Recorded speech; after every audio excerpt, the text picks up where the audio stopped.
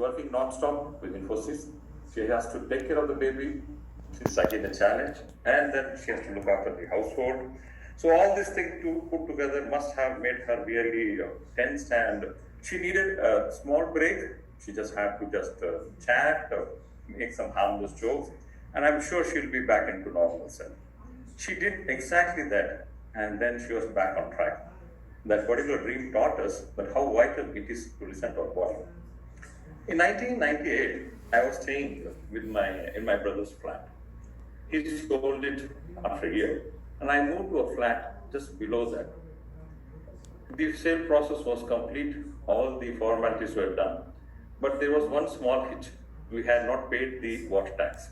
So, with these thoughts, I was having my afternoon nap, nice sleep after a heavy lunch, and I had this dream that the owner, who was in States, he had just settled his parents into that apartment. The owner's father was ringing the bell, and he was showing us the slip of how to pay the water tax, and he was not very happy about the whole thing. After I woke up, I told my wife, look, this is the kind of dream I had. She just dismissed it, don't take it very seriously. But exactly at between 6 and 6:30, the owner's father, he rang the bell, and he was standing there just the way I had seen in my dreams. In fact, for a minute, it was like, I don't know, what I saw in the dream was true or what I was seeing was true. Both were so similar. And then I learned that in dreams, it is also very important that what are the last thoughts we carry before we go into sleep. That kind of decides what type of dreams that we'll dream. And if you're worried about water bills, this is the kind of dream that you'll get. Interpreting dreams can also be a huge challenge. It can be distributed, and it's pretty fun. Down south, we believe that if you see yourself riding in a horse, chances are that you'll go abroad. And I'm sure most of us should have seen this one. If you see marriage, there's a chance that you're going to get some bad news, probably a death of a relative. If you see a horse or an elephant chasing you, there is a chance that your situation is going to improve. And if you see a live person dead, then the chances are that your financial situation will improve. In case you have made promise to someone and you don't keep it, chances are that the person will come in your dream and remind you to complete the promise. It is also believed that whatever dreams we see between 3 to 4:30 a.m. early morning, dreams can also give us some kind of solutions which with our eyes open we cannot see. So dreams are pretty interesting. Science says that, and of course it's a simple fact, we spend almost 1/3 of our life sleeping.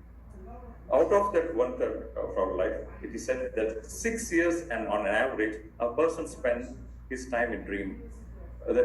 Dream, initially it is said that it will start from anywhere between 2 seconds, 5 seconds, 10 seconds, and it will go on up to 20 to 30 seconds as the night progresses. So I have a couple of suggestions to ensure that you get the right kind of dreams. Just two things. Number one, try to stay away from gadgets as much as possible. Put it in a different room before you decide to hit the sack. And number two, say your prayers. It might sound a bit old-fashioned, but I can guarantee you that you'll get the best dreams, ineffable ones, to go with the word of the day. I have a small theory which I firmly believe in. Once I complete my speech, it's going to be part of your memory. Dreams are also part of your memory. Only thing is we store it in different compartments, one as permanent and one as provisional. But whatever we are, whoever we are, it is the sum resultant of all the experience that we have had in our life. My only suggestion or humble suggestion is that kindly don't dismiss dreams altogether. We dream, and there is the designer, he has kept it for a very, very strong purpose. He knew that our list of desires will be so long that we can never complete in one lifetime.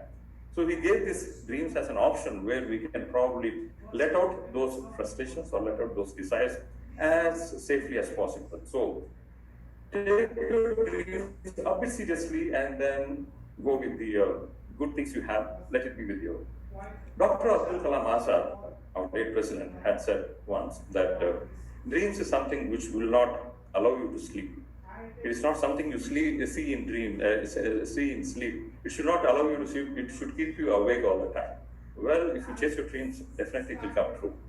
But on a very lighter side, on a very light side, if you observe a bit carefully, in a dream, you are the actor, you are the director, and you are also the producer. You create the dream, you participate in the dream, and you end the dream. And in those few moments, you are one in the true sense of the word. There is no duality or there is no trinity. And if you probe a bit deeper, you'll find that all of us are also one. Aren't we? Toastmaster of the day.